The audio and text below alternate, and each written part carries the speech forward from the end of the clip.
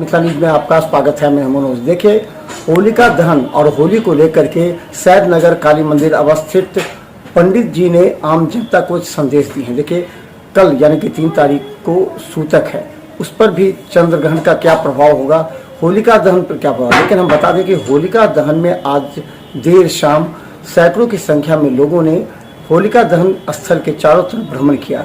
इसका एक अलग कहानी है, ये आपको जो सैदनगर स्थित अवस्थित पंडित जी हैं वो आपको बता रहे हैं। जरा गौर से सुनिएगा, लोगों को शेयर कीजिए।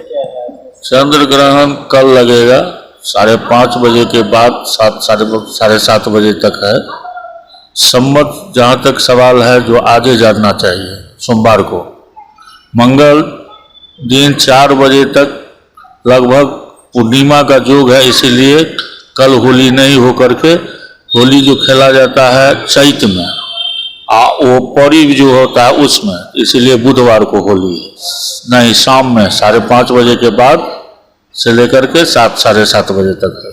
होलिका उसका तो बहुत विस्तार है। होलिका दहन जो होलिका का जो होता था, प्रहलाद को जो आग में नहीं जले, उसी सब कारण से लोग तब से मना आ रहे हैं कि जो भगवान का भक्त होलिका दहन करता है, किसी को अकाल मृत्यु या कोई नहीं मार सकता है। हाँ, होली बुधवार को। क्योंकि होलिका दहन में प्रत्येक वर्ष जो है सो होली से एक दिन पहले मनाया जाता है, लेकिन इस बार स्थिति यह है कि होली के एक दिन पहले चंद्र ग्रहण लग रहा है। चंद्र ग्रहण लगने के कारण होलिका दहन जो है सो एक दिन पहले हो रहा है, और आज 2 तारीख को ही होलिका दहन हो रहा है, कल कुछ नहीं है।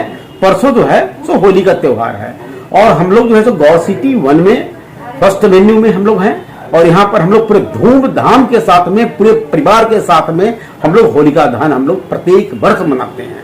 और सबसे बड़ी बात यह है यहाँ पर कि अगर आपको कोई जानता है तभी आपको रंग का प्रयोग करेगा, अगर कोई नहीं जानता है तो आपको रंग का प्रयोग नहीं करेगा।